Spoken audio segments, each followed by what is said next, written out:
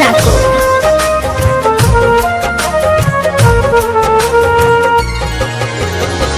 ससुरों में जीना पैबू हमके भुलाई के, ससुरों में जीना पैबू हमके भुलाई के।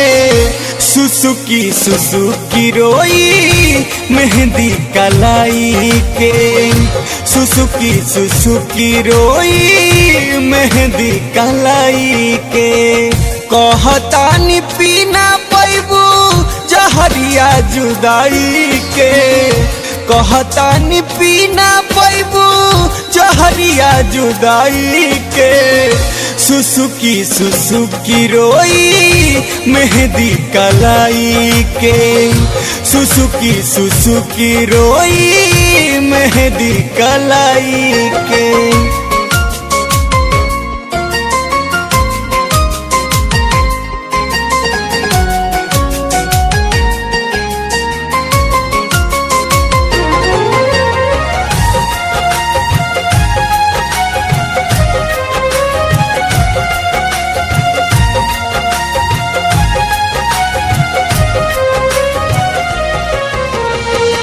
जहिया से सुननी उतरल शादी के दिन हो, दिलावा से चैना उड़ल अखिया से नीन हो। एक कर जा कौना गलती के सजा देलू बताओ। जहिया से सुननी उतरल शादी के दिन हो, दिलावा से चैना उड़ल अखिया से नीन हो। रही नाही पैबू तू ता हमके भुलाई के, रही नाही पैबू तू ता हमके भुलाई के।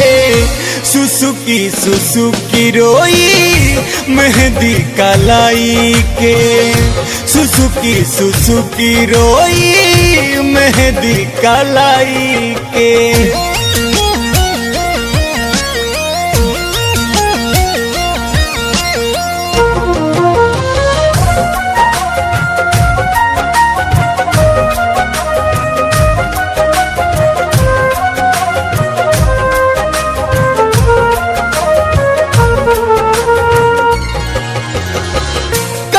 जैसन लागी तो हर फूलवा के सेज हो, साच कहतानी बड़ा कुहकी करेज हो।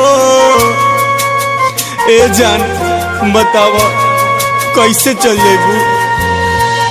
काट जैसन लागी तो हर फूलवा के सेज हो, साच कहतानी बड़ा कुहकी करेज हो।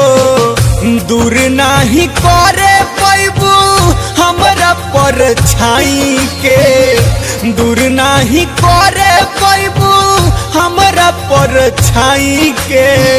सुसुकी सुसुकी रोई मेहंदी कलाई के, सुसुकी सुसुकी रोई